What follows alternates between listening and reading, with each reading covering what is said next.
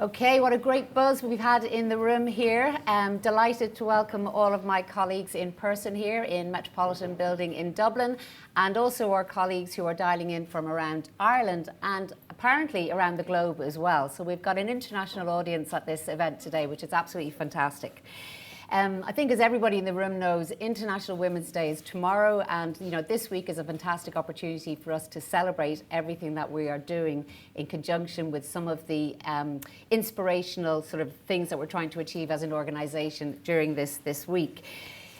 I think everyone in Ireland knows that as a business we have re-achieved our gold accreditation by the Irish Centre of Diversity last year, which we are absolutely intent on making sure that we continue to hang on to over the next 2 years as well, striving for our third time in a row. As inclusion, diversity, equity, belonging is a really, really important business imperative for us as a leadership team in Ireland, and I know for all of you here. It aligns so well with what we're trying to achieve as a business with our 3x3 strategy. So every initiative that we have going on like this, and more subtly, I think that each and every one of you are doing every day, are really, really important to help us to achieve our overall business objectives. So this is not a nice to have, this is an absolute must have for us to be able to continue the growth that we've had in the business in AON, globally and in Ireland. So with that in mind, International Women's Day, I think the theme is around inspiring inclusion, and that really fits again with our own mantra around united, being one of our values, through trust as one inclusive, diverse team. So we're going in the right direction. We've had a lot of initiatives, and this is just one of many that we have going on. So I'm delighted to say we have two of our own colleagues going to be a little bit of a Q&A today. Both Summer and Michael, who represent the ACIA business and our risk capital business. And we also have the delight of one of our external speakers today, Heather Maguire, who's going to talk to us about everything to do with food and nutrition and everything else. So I'm really interested in hearing your presentation today, Heather. So as I am a lover of food, so I'm going to go for that one. But so, one of the things that is part of this, we have loads of taboos, I think, in Ireland, and when I was growing up there was a few words that we just didn't say when we were growing up, and unfortunately menopause was one of those things. So I'm going to say it again, menopause. I'm liberating myself here while we do this. So, because last year in Ireland we recognised that this was actually something that, again, we can't sort of put under the rug, we need to bring it to the forefront. And we set up a menopause policy last year, which some of you might be aware of, but others are not. But it's a really, really important thing for us. And on the back of that, I'm delighted to say that we had 10 of our colleagues who have volunteered to become our menopause champions. Again, so it's not just let's put the policy in place, but actually let's bring this to life a bit more for everybody here in the organisation. And it's really, really important. And it's not just important because 50% of our colleagues are women, and at some stage we'll have to participate in this wonderful thing called menopause, say it again. But the other 50% of our colleagues will know people either in their families, where they're living, the extended group that they work with or play with, that they have that other percent, that 50% that they will have to support, I think, going through it. So this is an educational piece for me, and an awareness bit, and us kind of getting a bit better at talking about things that we're not good at talking about. So on that note, Summer and Michael, I suppose the first question that I would have for both of you is, in that context, why have you volunteered to be here today? And maybe, Summer, I might ask you that first, if you don't mind. Of course, yeah. So I am here for two reasons. The first is that I actually found out I was starting menopause in work. I'd had a lot of really challenging symptoms. I couldn't connect the dots. This was all during COVID and in the new job at AON as well. So it was really stressful. And there was a webinar in 2021, some of you might have been to it, called Opening the Menopause Conversation. And I thought, I'll go to that. That's on the horizon for me. And about 5 minutes into the webinar, I went, oh.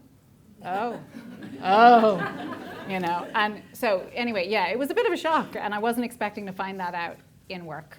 But it did give me the push to look after myself. And that leads me to the second reason I'm here. I did volunteer to be a menopause champion because Well done. like positive change starts with taking a risk and being vulnerable. And if even one person goes away with good information that makes them feel better, that's a win. Great. And Michael? I wish you'd let me go first because her answer is fantastic. I'm here, I suppose, at the, not just with the permission of, but the encouragement of my wife, who discovered that she was perimenopausal a few years ago, and it was challenging enough for her, to, I suppose, to understand what was happening and to get the right advice, and she realised how little information was out there. She's since become almost evangelical about HRT and helping coach her friends through those conversations with doctors and for people to understand, what it is that's happening to them. Just by way of an example, without naming names, one of her friends who was really suffering to a degree was told by her doctor that she needed to get a hobby. And this was a girl who couldn't remember where she'd left her car keys on the way on the way in the house. So Georgina has been really, really good on that. For that reason, I have, by osmosis, absorbed far more information than I ever thought I would about the menopause. And then from a team perspective, just over the last couple of years, I kind of realised, 50% of our team are women. Half of those women are likely over 40, 42.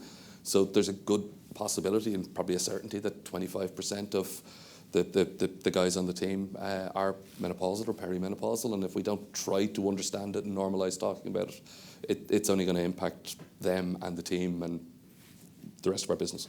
Yeah, and that's amazing. I mean, it's amazing for us, and we should have your wife on the stage as well, maybe Michael, the next time to do some of this. But but the question that comes out of that, what you both just said, is what exactly is it? Maybe Summer, I'll ask you, because you've done your research and you've brought it home to yourself. What exactly is menopause? Yeah, well, so I'll start this by saying I'm not a health professional, but I do have a lot of headlines that hopefully will make it easy for everyone in the room to understand.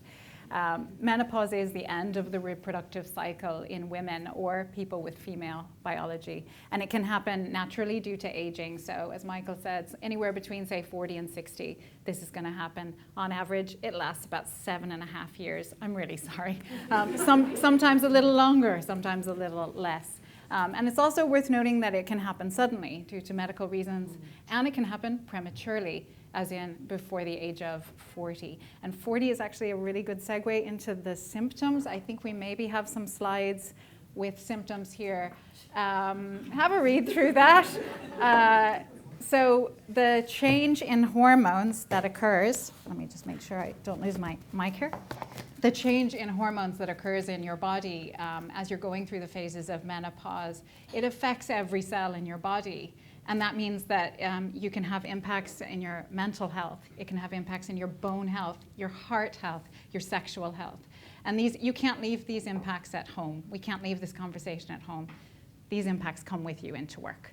So basically, if we can help people understand what all of these symptoms are and give them the information they need to mitigate it, then we're in a good place. I had absolutely no idea that most of these symptoms were about perimenopause. Be honest, how many people in this room did not know there were this many symptoms of menopause? Lots of you did not know. Okay, Rachel, do it. Yeah, you raised your hand. You didn't know. Maybe you could tell us a little bit about not knowing. Yeah, well, I have to declare I am postmenopausal now. Look, that's how many times I use this word today. It's just too much. But I mean, interesting, because I'm looking at the long list, and I probably would count myself as somebody who's lucky, because I didn't. Actually, maybe I'll look at all of them, but I didn't get as many or as vigorous, I think, of the symptoms, some of the symptoms that were there. But what has happened with that for me is that I thought, well, sure, this is grand, I'm fine, I'll just sail through it. And I've recently been told that my bone mass density is nowhere near where it should be, because I didn't even think, because I wasn't experiencing some of the really severe things, that this was a problem. So now I have a problem because I didn't educate myself beforehand. So if anybody can take anything from this, who hasn't started, who isn't any way in this yet, your bone stuff is something that is critical. And I'm now on the back end of this and trying to fix myself rather than being on the front end of this and, doing something in advance. So, yeah, not great, really, Summer. Really, I've failed. But let's hope others don't fail in here. You know now. I know now, but that's great. And Michael, maybe coming back to you, like you said a bit around the why we should be championing this in the workforce. Is there anything else that you'd like to add to it that anybody can learn from here, from your own perspective as a leader in the organisation? I think the key thing is just normalising talking about it. It doesn't have to be, you said it at the start for emphasis, menopause. There's a list of symptoms there that I think if I said some of them in a meeting, I'd be afraid that I'd be reported to Orla afterwards. But it doesn't, it is a perfectly natural thing. It is a conversation that we're allowed to have. And I think the more we have that conversation, and I said jokingly at the start when we were preparing for this, my role here is to mansplain the menopause to men. That if the guys can kind of engage in that and understand that as well, it's probably important. Great. And maybe coming back to the champions, because this is a new concept for us for menopause. What are we really expecting of the champions, and how are you going to help everybody in here, Summer? Okay, well, first I'd like to highlight that quite a lot of our champions are here. They're here supporting this whole initiative and me. Thank you very much. And some are online. Hello out there. And I can say actually that they are definitely living the AON values. They are committed, united and passionate about this in a big way. So we wrote a mission statement that I think helps explain what the menopause champions are supposed to do. We aim to promote awareness about menopause in the workplace and advocate for our colleagues. And a huge part of our role is to be confidential and provide a supportive environment for anyone who needs to come to us and just break the taboos around menopause in the workplace. Anyone, absolutely anyone can come to us. If you only come to me, I will farm you out, by the way. But anyone, you could be going through it, you might know someone going through it, you just might be curious. You might be a manager. We do have an awful lot of male managers. If you don't know anything about it and you don't know where to start, we're there to listen and to signpost you to the resources that you need to make an effective decision. Great. And success looks like, how do we measure it? I'm in the ACIA. I love my data, you know. So we do want this to be a very successful initiative. On that foot, we have created a survey, so look out for it in the next few weeks. What we're going to measure is your knowledge and your openness about menopause. And over time, obviously, we want to see those things going up. Okay, and AON has a real chance now to differentiate itself. If we can attract and retain the people in this cohort to be their best selves at work, to be accommodated in work, we can be a huge example in the industry of how to do this well. And this event is a first wonderful step in that success. So Excellent. Thank you. Well, thank you to both of you for being so open and honest with all of us here today. I think it's really appreciated. So if you could give the appreciation for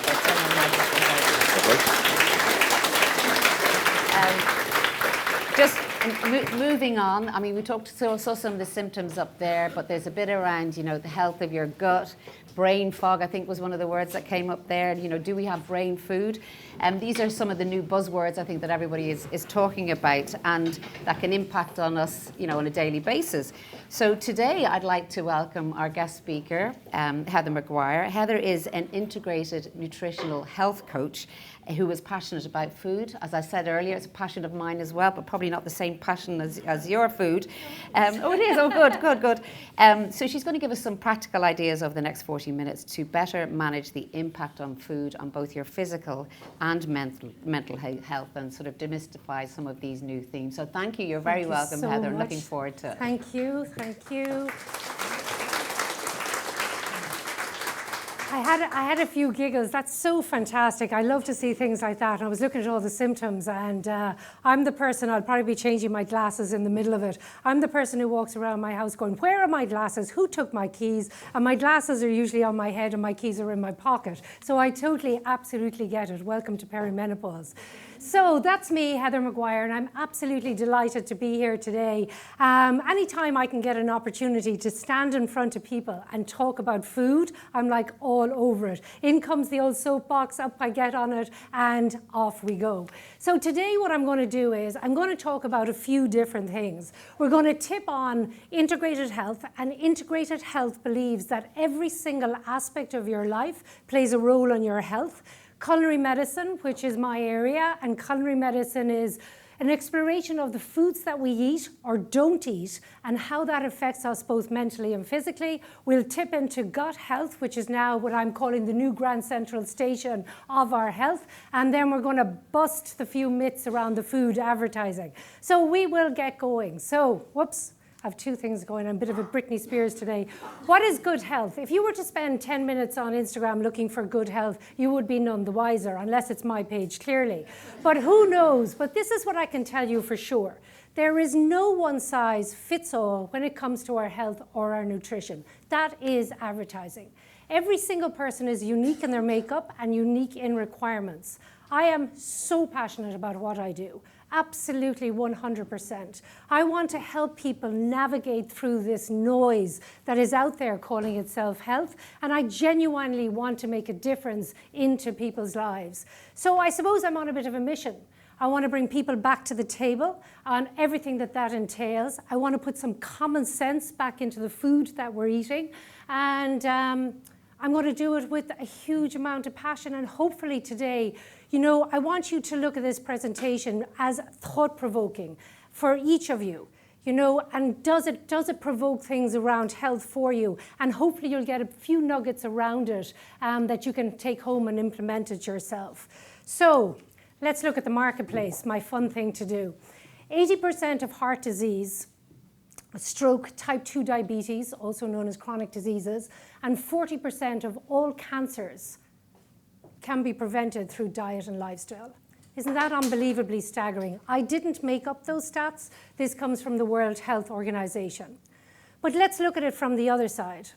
The wellness industry, as it is known, makes up healthy food market, and I use healthy really, really lightly there. It also makes up some fitness principles, and then from a technology point of view, all the wearables.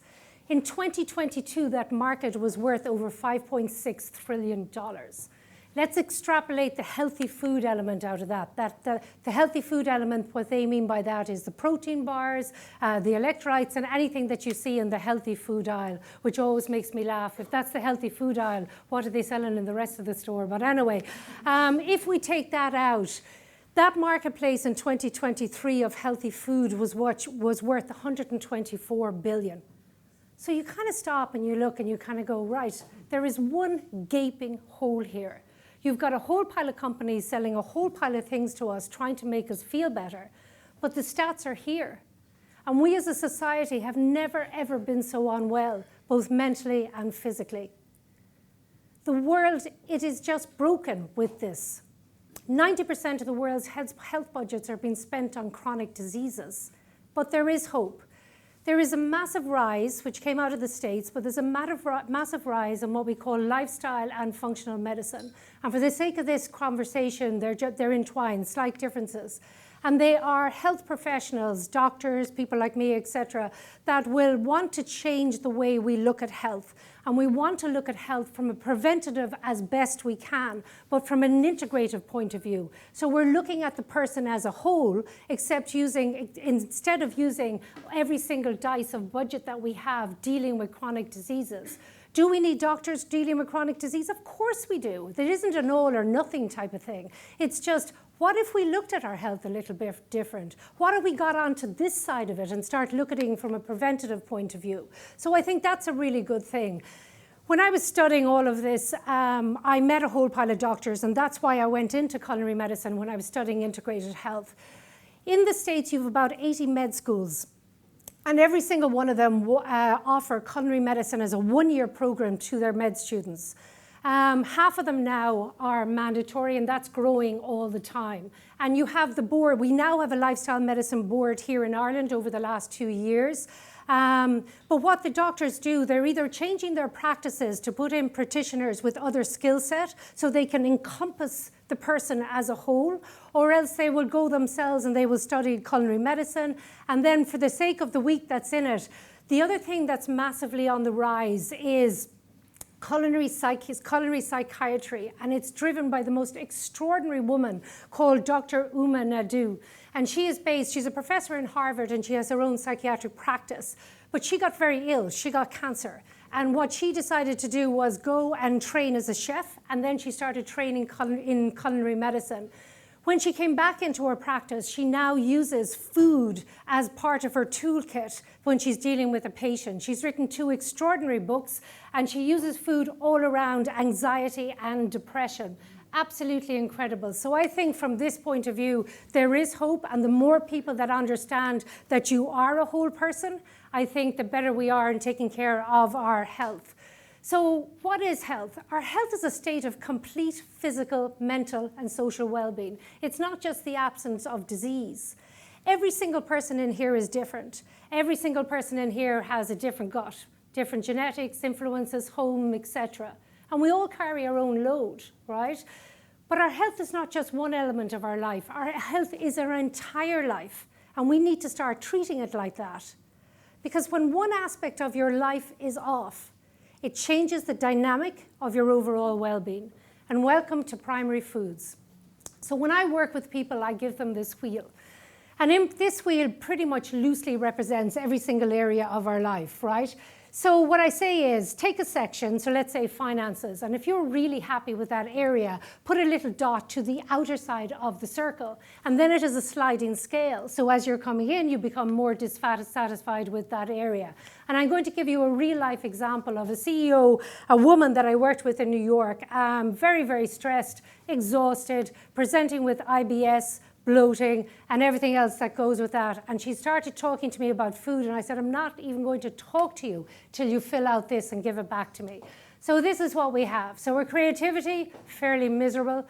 Finances, pretty good. Career, excellent. Education, excellent. Health, a disaster. Physical activity, blah. Home cooking, blah. Home environment, fantastic. Relationship, disaster, clearly doesn't live with her. Social life, absolutely fantastic. Joy is 0, and spirituality actually isn't really too bad at all. The goal is to balance this, right, which is absolutely impossible. I do this about every 3 months, and I look and I go, oh my God, I totally have to take care of that. But when you're aware when there is a section off, you start to put and build in things to actually help that section. You will never get an entire circle. But one thing turned me off here when I looked at it, and I thought, God, that's really weird. Why does she have a great social life? That's not really adding up at all. And she goes, yeah, I take out clients 3 times a week. Yeah, can I tell you, that is not a social life. We really need to look at that. I don't care how much you like them. But she got a shock when she saw this. And I said, you know what that tells me? It tells me that you're spending no time on yourself. You do not have one single tiny bit of energy to give anywhere in your life except to your job. And that happens with women a lot. Not excluding men, I'm just saying it does happen. I see it an awful lot. So that is that. The deal is you cannot separate mind and body. We know that from an emotional point of view, and now with gut health, we know it from a physical point of view. Your diet is not just what you eat. It's what you read, what you watch, what you listen to, and the people you hang out with. This is the personal foundation of your health. If you don't start here at this point, there is no amount of celery juice that's going to fix that. What we put at the end of our fork is an absolute brain changer. Food is so powerful, you know, and we're always looking for the health trend and the sexy thing and all the rest of it. Have you tried fruits and vegetables? Anyway, food regulates nearly every single system in your body, and it's vital for growth, repair, and metabolism, and it plays an enormous role in our mental health. Every single morsel of food that we put into our body makes our body work. Some people call it nourishment, but if you were to look at the mechanics of it, that's exactly what it does. There are days we need junk. I never met a bag of crisps I didn't like, you know, but this whole conversation, and especially around women, oh, I was so bad, I shouldn't have done that. Oh, for God's sake, if I ever wrote a book, I'd call it Just Eat Your Dinner.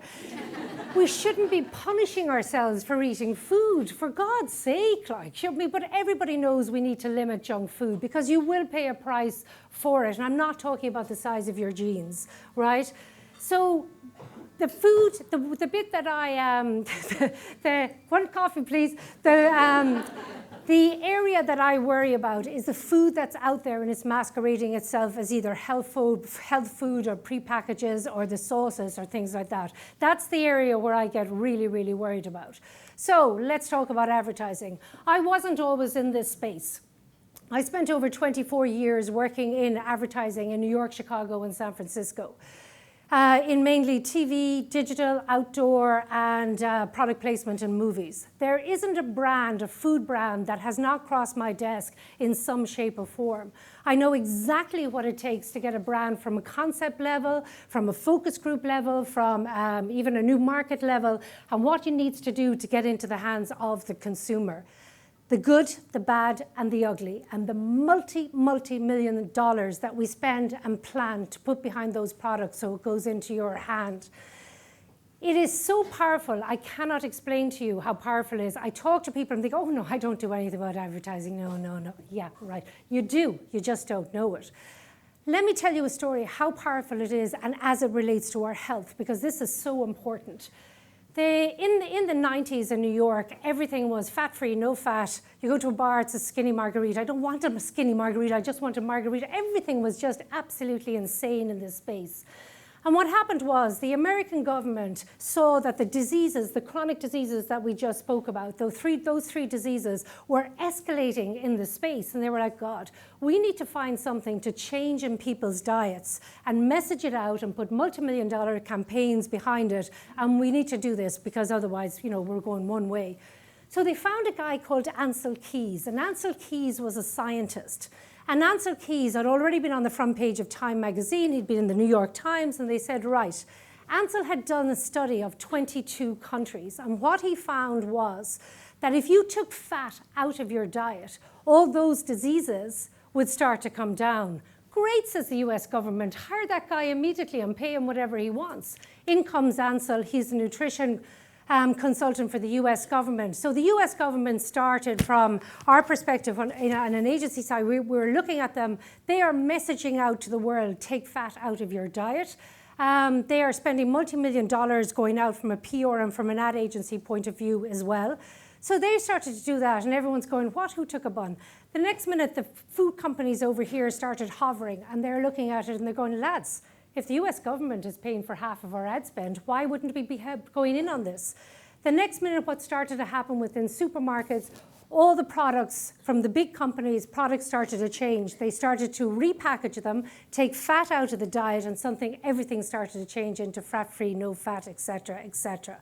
So that continued. They are making a fortune, right? New products are coming out of everywhere. After a couple of years, when they're finished the first roll of monitoring, they realized that the diseases did not come down. The diseases did not even level off. The diseases had escalated out of control. So they go and they take a team of scientists and they go to Ancel Keys. And it turned out, yes, Ancel Keys did do a study of 22 countries, but he only showed us the results of 6. He manipulated the data. So Ancel took off to live in Italy, hasta la vista, or whatever they say, arrivederci. Ancel took off, and at this point, everyone in the US is hosing through fat-free, whatever. You can actually put on weight by that stuff, but anyway. And then between the US and Ireland at that time, or Europe, there's always a 1 to 3 year lag in a food trend. It's probably a little bit shorter right now. But something else happened here. In that space, although you can't tie it 100% to this, there was a huge rise in mental health. And they were like, oh my God, what is going on? Because your brain is 60% fat. And if you do not feed your brain with healthy fats, you present with anxiety, brain fog, and depression. Right? So Ancel did a lot of danger. Anyway, Ancel tried to right his wrong, and he tried to get published into medical journals again, and there was absolutely no way that was happening. But guess who was stopping him?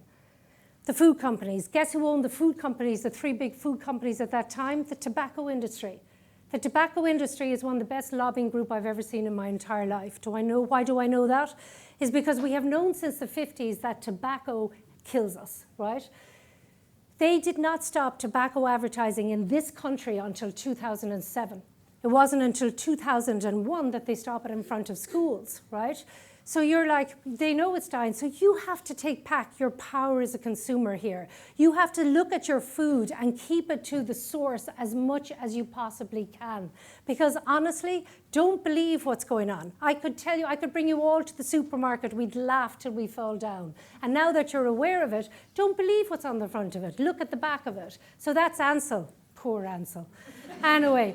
couple of things here. I just want to do two things on this slide. Is plant-based milks obviously are absolutely might help if I actually do the slide. Plant-based milks are huge now, absolutely, and they should be. But if you look at plant-based milk and dairy, just from a nutritional point of view, dairy wins out every time. But a lot of people don't want to have dairy or can't have dairy, and there needs to be options for people, right? Alpro, and I put them up here to call them out, if you take a litre of Alpro and you look what's in it, there is 2% almonds, there is water, there is vegetable oil, which is an omega-6, which causes inflammation to the body, and there is an emulsifier that upsets the lining of your gut. Knock yourself out. There are other things that are much better than that. The Root Health, the Plenish, the Thrive, they're all much better products. But just watch the back of that, because you're not doing yourself any good hosing that stuff down. And then the other one that I want to point out is the Snapple iced tea. This is so typical from an advertising point of view, the colours that we use. So that Snapple iced tea, oh look, it's lovely and it's green and yellow. That has a psychological in marketing, use different colours obviously for different products. There is 40 grams of sugar in that. That's about 11 teaspoons of sugar. Do you know what's in a can of Coke? The exact same thing. But that's positioned and marketed as, oh yeah, have a nice tea, it's delicious. Oh my God, I could write a book. Right, Fulfill bars. So Fulfill bars are owned by Ferrero Rocher. Ferrero Rocher also recently bought the confectionery arm of Nestle, so they make sweeties. The ingredients in it are very interesting. There's side effects to every single one of them. The protein market, oh yeah, I'm going to bust your lives now. The protein market is worth about 52 billion now. The thing is, when it gets to a point where we're no longer eating real food that we need for our body to function, and we're following a health trend because there's multi-million-dollar budgets behind products like this, so the consumer hasn't a chance.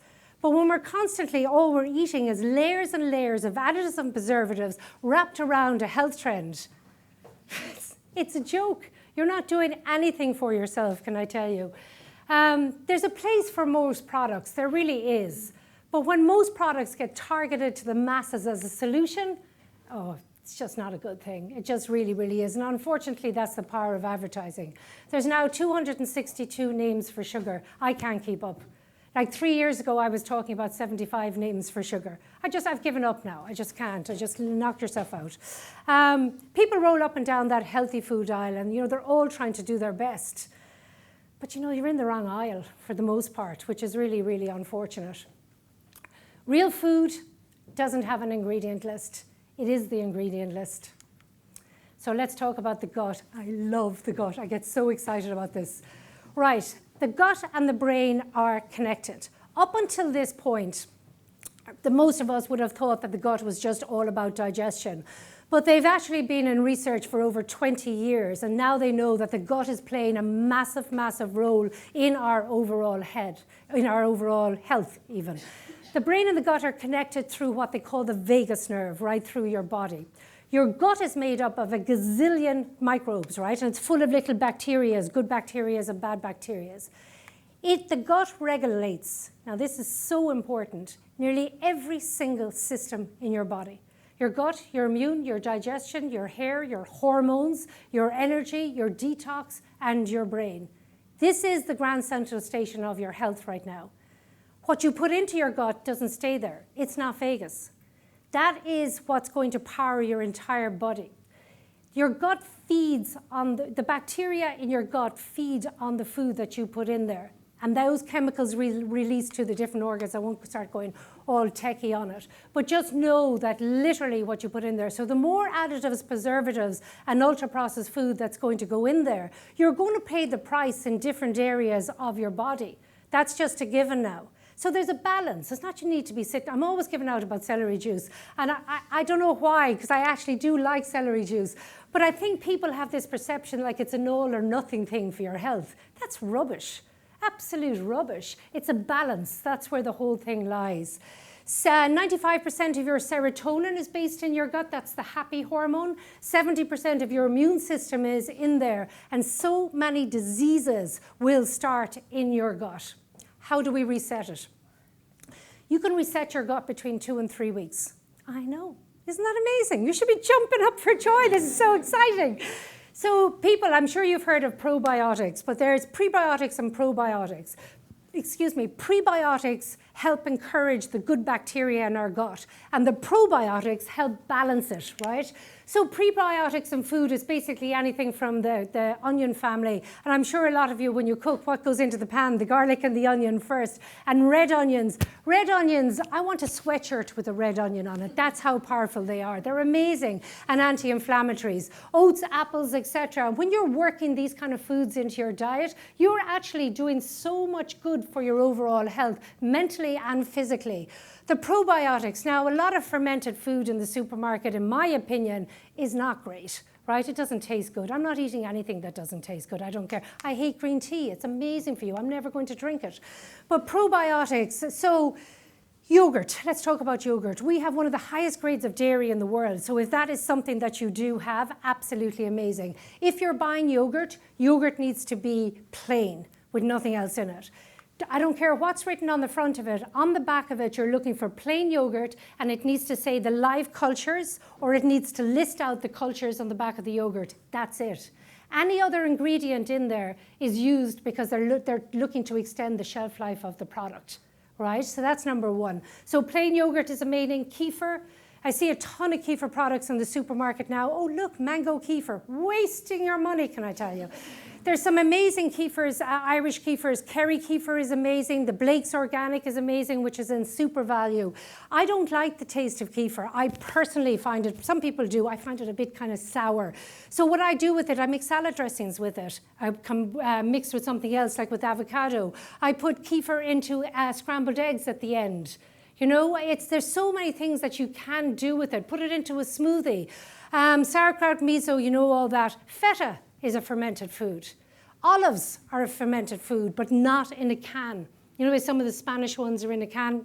They don't really do anything for you. So if you can work in a few of these a few times a week into your diet, you will be absolutely rocking and rolling. And the other thing was small changes. So the talk about is they, actually before I say this, some of the people that are leading the research on this is out of UCC, a guy called John Crane. He now speaks all over the world. The research that has come out of Microbiome Ireland, Microbiome is your gut, absolutely amazing what the guy is doing, just blows my mind. It's the small things. Right, small changes. So 30 plants a week sounds, I'm not eating 30 plants a week, but 30 plants a week is fruits, vegetables, herbs, spices, nuts and seeds, and they're all considered plants. So you're like, how am I going to get 30 plants a week? By the time, if I have porridge for breakfast, Din throws in the porridge, I throw in a bit of kefir, milk, whatever goes in there. I put in ginger, I put in cinnamon, because cinnamon helps manage your blood sugars. I'm putting in nuts, I'm putting in seeds, I'm putting in chia seeds, I'm putting in a ton of things. By the time I get to the end of my breakfast, I've had 8 plants, and it's only the first meal of the week. Do you know what I mean? So it really is very easy. I cannot tell you enough about having a diversity jar. I have this, I make a diversity jar every single week, and I bring it in my handbag, I know. But the thing about that is there's walnuts in it in mine, there's chia seeds, and there's almonds. Because one is protein, it's really, really good fat, right? Really, really good for your brain. But just throw it on salads, even if somebody doesn't have it. Just wherever you can add in. This isn't about taking foods out of your diet. I'm never taking crisps out of my diet, not going to happen. But I want to add in the other stuff, right? Limit healthy food, ultra-processed food, and what I say about that is ultra-processed food is junk, but it's also a lot of those protein bars and everything else.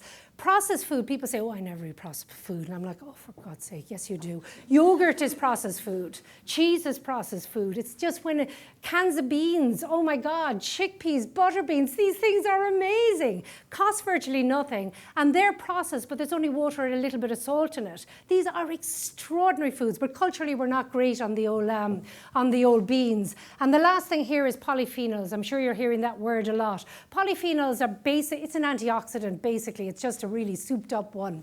How you know polyphenols we want? There's anti-cancerous properties around this, anti-inflammatory. We want to be really looking at the polyphenols. When your food has vibrancy like that, like the berries, the nuts, this kind of lettuce, when you see the tomatoes, the cherries, the peppers, all of that, that means that they're loaded in polyphenols. and absolutely get them into you. That's absolutely amazing. And the last one, fiber. We don't get enough fiber. Fiber isn't just about digestion. Fiber is also helps manage blood sugars, helps lower your cholesterol. Obviously about digestion as well. And guess what? In this country, 90% of us do not take enough fiber. A guide on fiber should be between 25 and 30 grams a day. That is just a guide, right? A rough guide. Everybody is different. But 90%, but yet everyone's going around wearing glucose monitors. And I'm like, could you just eat your fruits and vegetables? 90%, it absolutely blows my mind. And I always say this, be kind. What you give out, you get back. Just tiny, tiny, small little acts of kindness to people on the train, on the dart. I just think that means so much. 3 things to disrupt your mood. B vitamins, your glucose levels, what goes up must come down, and omega-3s and magnesium.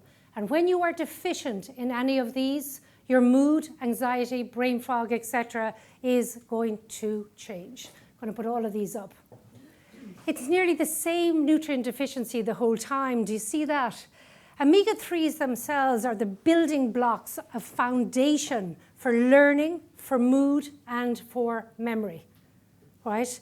A lot of people, I'll tell you where you get them in a while, but a lot of people are very deficient. The Bs, your body can't make vitamin Bs. You have to eat them or supplement them or both. So just you'll know yourself if you're getting them or not. But isn't that amazing, the power of food here for culinary medicine and what it actually can do? Let's see, make sure I'm not, okay. Whoopsie daisy. So where do you get these? For the B vitamins, seafood, poultry, legumes, whole grains. And I can send any of this to anybody if they want it. D vitamins, mushrooms. So I'll tell you about mushrooms are amazing. But mushrooms, some people don't like them because of the texture. I just happen to absolutely love them. So mushrooms, you get them in the supermarket, in any supermarket. Sometimes you see mushrooms and they're from Monaghan and they say enriched with vitamin D. That means the mushrooms are grown under the UV light, which is amazing. That's always a plus as well. But if you take your mushrooms that you buy in the supermarket and you put it out on the shelf and it's a sunny day, that still gets more vitamin D when it's on the windowsill. Isn't that amazing? I think it's amazing. Omega-3s, fatty fish, sardines, a lot of people don't this. Chia seeds. I've seen people going chia seeds and it's like a couple of little, and I'm like, what is that? A serving size of chia seeds, which was so good for fiber and omega-3s, is 2 tablespoons. Now, if you've never had chia seeds before, do not go home tonight and have 2 tablespoons of chia seeds, let me tell you. Work up to that. Chia seeds are one of the most incredible things, absolutely amazing. Omega-3 and fiber, and obviously magnesium, etc., in that. All of this is literally on your doorstep, you know. You don't, we'll talk about supplements in a second. It really depends if people supplement or don't supplement. You know, that is really, it's very individual. Inflammation, which is another new buzzword. If I cut my hand and it's all kind of goo, that's inflammation. But chronic inflammation is when the inside of your body is literally on fire. And the reason why people are so scared about that is because that's where disease sits. So we're always trying to balance inflammation and anti-inflammation. Foods that cause inflammation, this is not exactly rocket science. Any of the refined carbohydrates, alcohol, charcuterie, I know. Sausages, I know that's probably the one thing that I completely have cut out of my diet, but all of this, all of the refined kind of junk will cause inflammation in your body. Should you never eat it again? No, but you just need to be, you know, aware of it because you want to feel good. You want to get out of bed in the morning and go, do you know what? I feel great today. That's what I thrive for. I'm 106. I keep going. What can I say? Foods that fight inflammation, and here is where the balance comes in. And yes, you see all the bright colors on this, so you know they're very, very high in polyphenols. Turmeric is your friend. So turmeric has the most incredible anti-inflammatory of any food that's out there. Be careful, because every time your shirt's, oh my God, you can't get that stuff out of your clothes, like. Anyway, chocolate, I know, but dark chocolate. So chocolate, anything over 70%, really, really high in polyphenols. Just don't sit down and eat the entire bar of the family for 6. But 2 squares of chocolate a night is incredible from a polyphenol point of view. The rest of it, coffee is controversial. I'm a fan, I have a coffee a day. You'll get people giving out about it, but it is full of polyphenols. So that really is a very individual choice. Okay, right. I know, right? Party pooper, who is she? I think it's important to put up this slide. Take from whatever you want. We have a funny old culture when it comes to alcohol. And when you were talking about not talking about menopause, I think when I came home first, and I go through phases of months and months of alcohol, depending on what's going on in my life. And if I arrive somewhere and I'm like, yeah, I don't want anything to drink, I go on. I don't want anything to drink. And it's like you tell people, well, I'm on antibiotics. Oh, yeah, that's okay. Like, they don't care that I'm dying, but they just want me to drink. So the effects of alcohol, that is a healthy brain. Now, of course, I've coloured it up to make it a little bit dramatic. Of course I have. And that is a moderate drinker. And everyone's like, what does she mean by a moderate drinker? So a moderate drinker would be anybody that has about 8 drinks a week. That is considered a moderate drinker. You're just all eyes forward, everybody eyes forward. So a moderate drink, this is the brain of a 35-year-old. He was a moderate drinker, but he had everything. He binged. It was everything in one day, which I think is, it is what it is. WHO, if alcohol was to come into the marketplace right now, it would not be allowed in a million years. WHO has it classed as a #1 carcinogenic.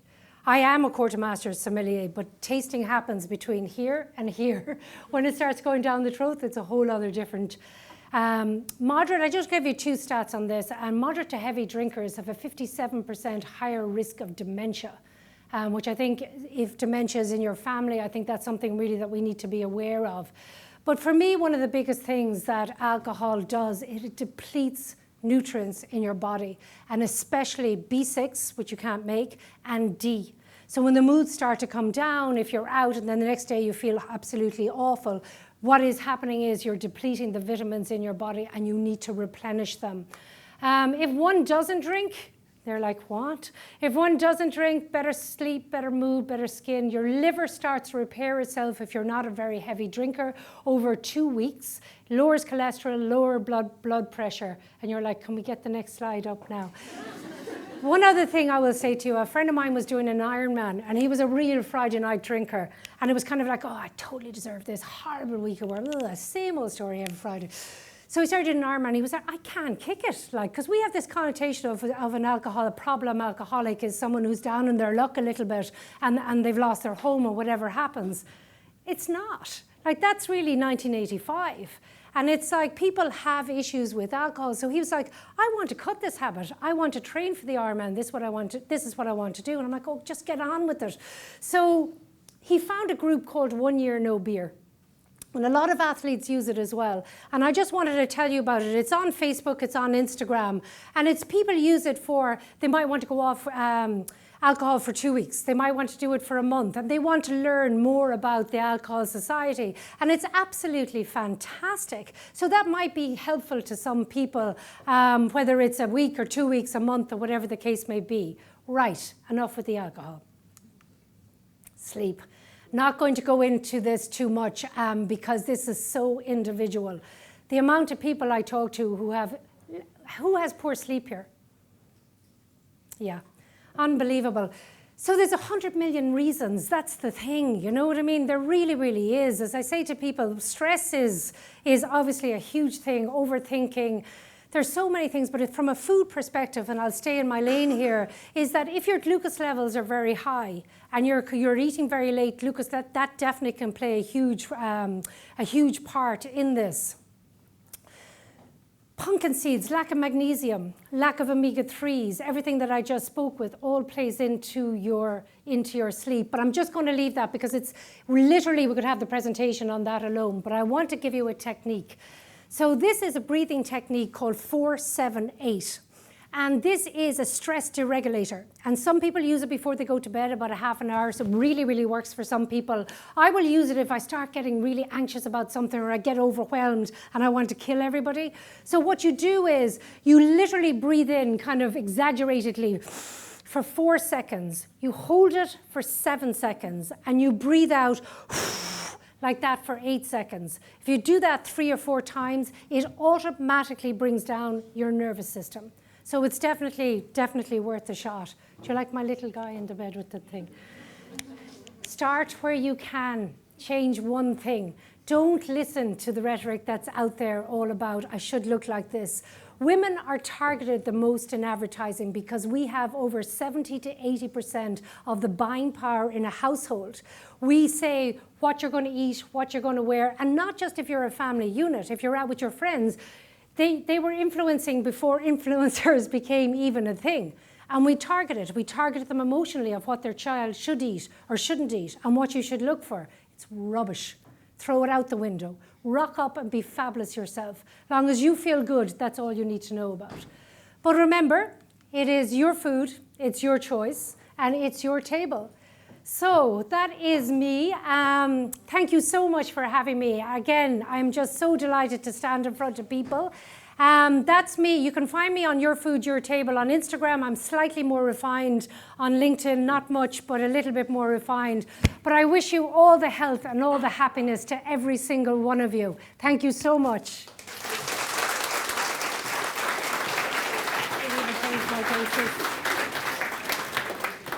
Wow is all I can say. Wow, I've been writing down furiously, starting out with the 80% of heart disease and 40% of the cancer can be solved with food. I mean, who knew? How terrible. 90% of the health budget on chronic disease. How terrible. I love the slides that had wine was a good thing, red wine was a good thing, and chocolate appeared twice. So I thought, well, that's really good. We could go for that. The brain is made up of 60% fats. Who knew? I'm getting educated here all over the place. Serotonin made in the gut, to be happy. Let's be happy. Let's fix our stomach so that we're doing the right thing. Incredible. I have to say, chia seeds, I'm all over. Well, my husband's all over. He keeps making smoothies and throwing them in and say, have some of this. And I'm going, take it in. Great. I love mushrooms, which is great because that seems like a superfood in there as well. The alcohol thing, I was like, but we just need to take that one in hand. And actually, the breathing element, I think that's a fantastic thing. It's really easy to do. You can actually do it before you stand up here. Whoever's volunteering for the next one of these, when you stand up here, if you do it beforehand as well, it brings your nervousness all the way down too. Yeah. So it's a great tip for that too. But Heather, absolutely fantastic. Thank you so much for sharing that. We can share the slides afterwards if people are interested in seeing some of them, because there's a lot of interesting, I think, things that people could pick up. Absolutely, without a doubt. And fantastic. Thank you so much. Yeah, brilliant. So I'm just going to wrap up by saying thanks to the 3 speakers that we had, Heather, Summer and Michael. I also want to say these events don't happen by themselves. There's a team behind this. So we've had a subgroup of the Ireland Inclusive Council that's been involved with this.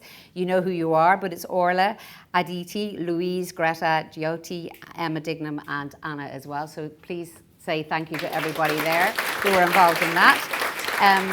I just want to remind everybody that we do have regular wellbeing events, and we have lots of things online as well that people can use too. So I would encourage you all to go and find, and if you don't know, ask some of the people that are in the room today, where exactly should I go to pick things up? Because this, as I said at the very beginning, is really important to us. Your wellness, your health drives what we can do in our business, it drives the success of our clients, and it drives the success of our firm. So it was great to see so many of you in the room. I'm hoping that we have equally fantastic numbers online as well. And I just say enjoy the rest of the day and mind what you eat, but it sounds like you can have a bit of everything and we'll all be okay. All right, thank you very much everybody for joining us.